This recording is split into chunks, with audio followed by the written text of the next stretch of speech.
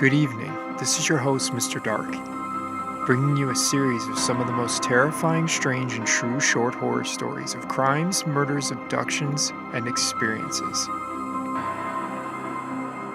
You're listening to the Dark Side Diaries podcast.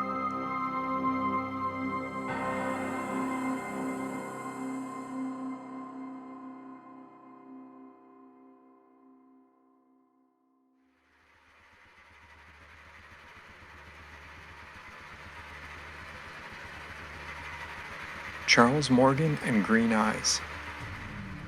The mysterious death of Charles Morgan is one that involved money laundering, politics, and a secret life. With a wife, 4 daughters, and his own escrow agency, Morgan at 39 years old had a good life in Tucson, Arizona. But his life would take a bizarre turn on March 22, 1977, after dropping 2 of his daughters off at school. He'd disappear without a trace, only to show up 3 days later back at his home. This was completely out of character for Morgan, his family would say. According to his wife, Ruth, he was missing a shoe, had a plastic handcuff around one ankle, and had his hands tied together with a plastic zip tie. He also wasn't able to speak, so with a pen and paper he wrote down he'd been kidnapped and tortured. He claimed a hallucinogenic drug had been painted on his throat, which if ingested would drive him insane or kill him. Paranoid for the family's well-being and lives, he made Ruth move his car because he did not want them to know he was back home. And Morgan wouldn't say who they were. He told Ruth not to call the police because a hit would be put out on the family. It would be a week before Morgan would have some semblance of feeling healthy again and getting his voice back. This is when he would claim he was working as an agent for the federal government and the Treasury Department, and the people who kidnapped him had taken his Treasury identification. During this time, Arizona was the only state that allowed blind trust ownership of real estate. This law meant that individuals could buy property without being traced, and Arizona was a hotbed for organized crime because of it. Morgan, being an escrow agent, was the only person who knew an owner's identity in situations such as this. And at the time of his disappearance, Morgan was doing escrow work for 2 alleged organized crime groups, the Ned Warren family and the Joe Bonanno family. Concerned and paranoid after his kidnapping, Morgan began wearing a bulletproof vest. He was driving his daughters to and from school and informed them that nobody else besides he or Ruth should be allowed to pick them up.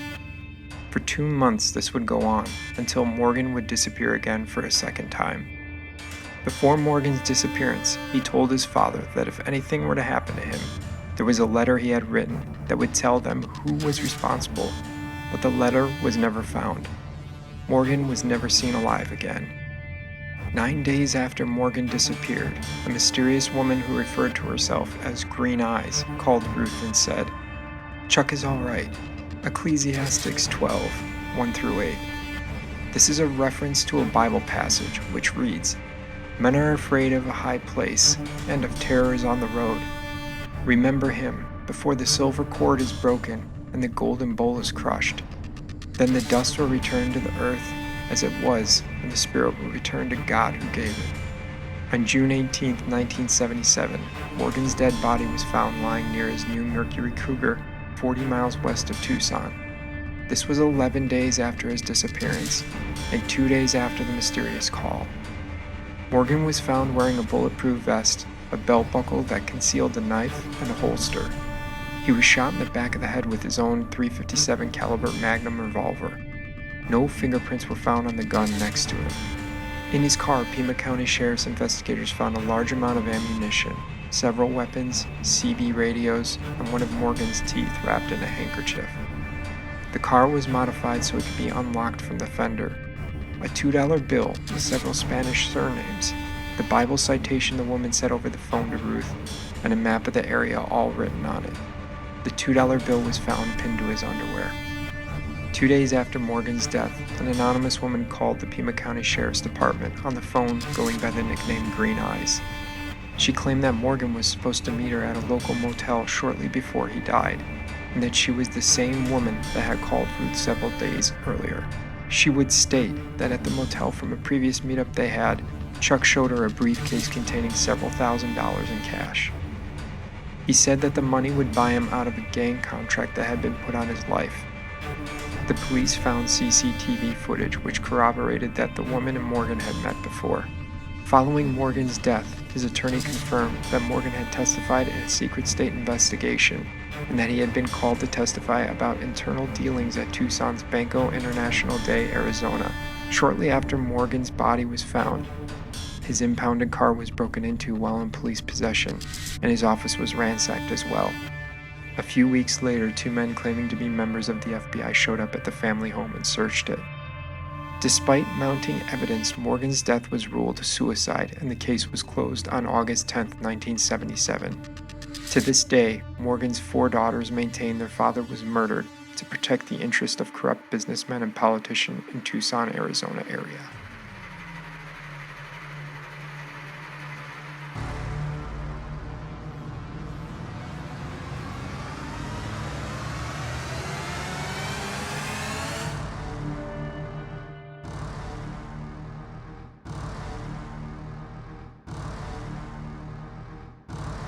JFK Mistress, Mary Pinchot Meyer. Mary Pinchot Meyer was a very well-connected socialite. Her father was a wealthy lawyer, her mother a journalist. One of her uncles had served as a 2-time governor of Pennsylvania, and she had married Cord Meyer, who was a high-ranking CIA official. But her biggest connection would be to John F. Kennedy, who she had known since high school. She was even friends with Jackie Kennedy due to them living next door to each other. Graduating from Vassar College in 1942, Mary would become a journalist writing for the United Press. She became a member of the American Labor Party, which caused scrutiny by the Federal Bureau of Investigation. Mary met Cord Meyer in 1944, where he was a Marine Corps lieutenant who had lost his left eye because of shrapnel injuries received in combat. The two had similar political views and beliefs in world government and would marry on April 19, 1945. They would have 3 children together, and by 1951, Cord joined the Central Intelligence Agency after being recruited by Allen Dulles, who was the director of the CIA at the time. This would see the family move to Washington, D.C., and they'd become highly visible members of Georgetown society. By 1954, John and Jackie Kennedy would move in next door to the Meyers. At this time, Cord would consistently find himself in Europe for his job with the CIA, and would strain the relationship with his wife. In December 1956, tragedy would strike the Meyer family, as their middle son Michael would be hit by a car and die at age 9. The accident would bring Mary and Cord closer together for a bit of time, but ultimately would lead to their divorce by 1958. After the divorce, Mary with her 2 living sons would move to Georgetown, where she would stay at the home of her sister Toni and her husband Ben Bradley. Bradley was managing editor at the Washington Post. Upon her divorce, James Angleton, who was chief of counterintelligence for the CIA at the time, admitted to wiretapping Mary's phone. Mary was known for criticizing the CIA. This would be around the time Mary would start visiting JFK at the White House in 1961. When Jackie would be out of town, Mary would visit John and the relationship became intimate. Mary would tell close friends she was keeping a diary about the relationship. Many rumors swirled about their relationship after the fact. Some believe that not only was her relationship with JFK a sexual one, but may have also been drug-motivated. Mary was thought to have brought not just marijuana but LSD into the White House for their use. Others believe what really made her dangerous to JFK was her mind. She was a liberally minded person with strong feelings about U.S. foreign policy, the threat of nuclear war, and the inherent dangers of the U.S. government. With Mary's past having been married to a CIA agent and having befriended many of the organization's higher-ups, Mary knew a lot, and could it have been too much information? And if she was having casual drug-induced conversations with the sitting president about sensitive information, it wouldn't have been all that shocking to hear that those in DC's national security community considered her a threat. In October of 1963, a month before the JFK assassination, the president wrote a letter to Mary asking her to visit him in Boston or on the Cape. "Why don't you just say yes?" the letter read. But JFK never sent the letter, and it remained with his personal secretary Evelyn Lincoln, and went up for auction in 2016, which sold for nearly $89,000. Almost a year later, on October 12, 1964, 2 days before her 44th birthday, Mary finished a painting and went for her customary daily walk along the Chesapeake, Ohio Canal towpath in Georgetown. Two mechanics, Henry Wiggins and William Branch, were getting ready to tow a car on the roadway near the pathway Mary was walking. They would hear her scream out, "Someone help me! Someone help me!" followed by 2 gunshots. When Wiggins looked up, he stated he could see a black man in a light jacket, dark slacks, and a dark cap standing over the body of a white woman on the other side of the canal. Mary's body had 2 bullet wounds, one in the left temple and one in the back. An FBI forensic expert testified at trial that dark halos on the skin around both entry wounds suggested they had been fired at close range, possibly point blank. The coroner suggested that the killer was highly trained in the use of firearms. 45 minutes after the murder, the police apprehended a black man named Ray Crump, who was found nearby with his clothes soaked. He told police he was fishing, dropped his pole, and fell into the canal while trying to get it back. Legendary civil rights attorney W. Johnson Roundtree became Crump's defense lawyer, and Crump was acquitted. However, in large part because the only evidence against him was circumstantial, and because investigators never recovered a gun and had nothing to link him to a weapon, Crump was acquitted on all charges in July 1965. Police never identified another suspect, and Mary's case was officially closed, unsolved. This would lead to many conspiracy theories circling her strange death. The one piece of evidence that may have answered all of these questions was her diary, that only a few people knew about.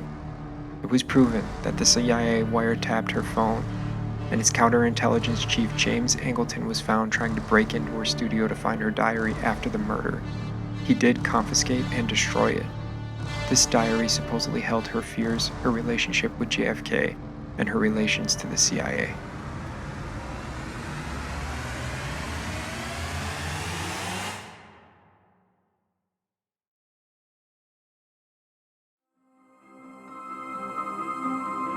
This concludes our episode of the Dark Side Diaries. Please remember to follow, like, share, and subscribe for future episodes.